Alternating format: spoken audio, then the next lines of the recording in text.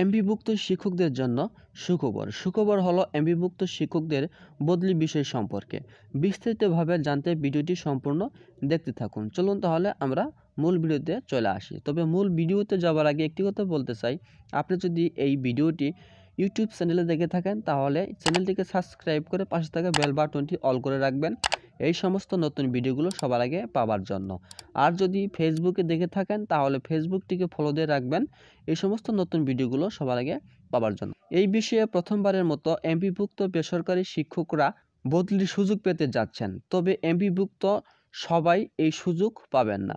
কেবল বেসরকারি শিক্ষক নিবন্ধন ও প্রত্যয়ন কর্তৃপক্ষ এনটিআরসি এর সুপারিশে নিয়োগ পাওয়া শিক্ষকরা এই সুযোগ পাবেন। আপাতত এনটিআরসি এর সুপারিশকৃত 1,13,000-এর মধ্যে বিভিন্ন স্কুল কলেজের কর্মরত শিক্ষকরা নিজ জেলায় বদলি হওয়ার সুযোগ পাবেন।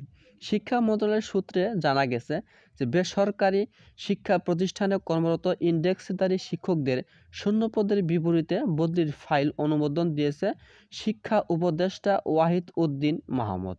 আগামী বুধবারের মধ্যে এই বিষয়ে একটি প্রজ্ঞাপন জারি করা হবে। এ বিষয়ে করা নীতিমালায় বলা হয়েছে যে মাধ্যমিক ও উচ্চশিক্ষা অধিদপ্তরের মাওসির মহাপরিচালক এমপিভুক্ত শিক্ষকদের বদলির আবেদনের আহ্বান গ্রহণ ও নিষ্পত্তি করবেন।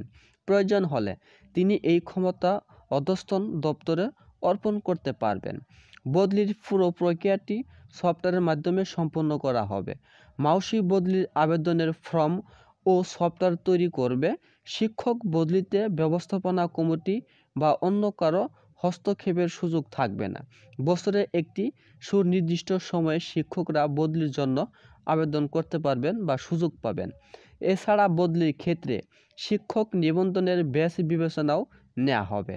শূন্যপদের শিক্ষক বদলির পর খালি থাকা শূন্যপদগুলোতে নতুন শিক্ষক নিয়োগ দেবে এনটিআরসি। নীতিমালায় আরও বলা হয়েছে যে বদলির আদেশ জারি হওয়ার পর শিক্ষকরা বদলি করা প্রতিষ্ঠান প্রধানের কাছে যোগদানপত্র প্রেরণ করবেন। তারপর প্রতিষ্ঠান যোগদানপত্র গ্রহণ করে জেলা শিক্ষা কর্মকর্তাকে অবহিত করবেন। বদলির প্রক্রিয়া বা পরিপ্রেক্ষিতে এমপিভুক্ত অংশের বেতন, অন্যান্য আর্থিক সুবিধা ও জ্যেষ্ঠতার ধারাবাহিকতা বজায় থাকবে।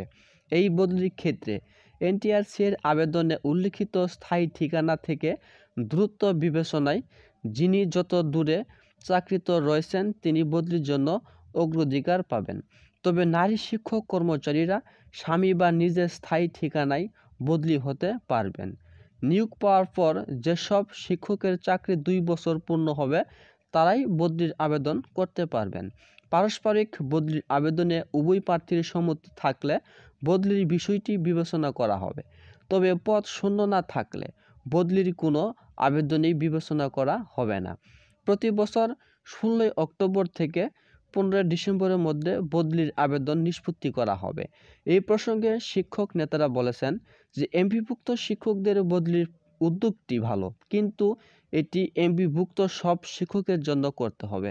সবার জন্য না করলে, শুধু এনটিআরসি এর সুপারিশ পাওয়া শিক্ষকদের জন্য করলে নতুন করে বৈষম্যের সৃষ্টি হবে। এই অবস্থায় ইন্ডেক্সধারী শিক্ষকরা শূন্যপদে বদলির দাবিতে সম্প্রতি একাধিকবার বিক্ষোভ ও মানববন্ধন কর্মসূচি পালন করেছেন। অবশেষে তাদের দীর্ঘদিনের দাবি পূরণ করতে চলছে। এই ছিল আজকের মতো ভিডিও। ভিডিওটি সম্পূর্ণ দেখার জন্য সকলকে ধন্যবাদ। সকলের মাঝে আবার আসবেন নতুন ভিডিও নিয়ে। সেই পর্যন্ত আপনারা সুস্থ থাকবেন, ভালো থাকবেন। আল্লাহ হাফেজ।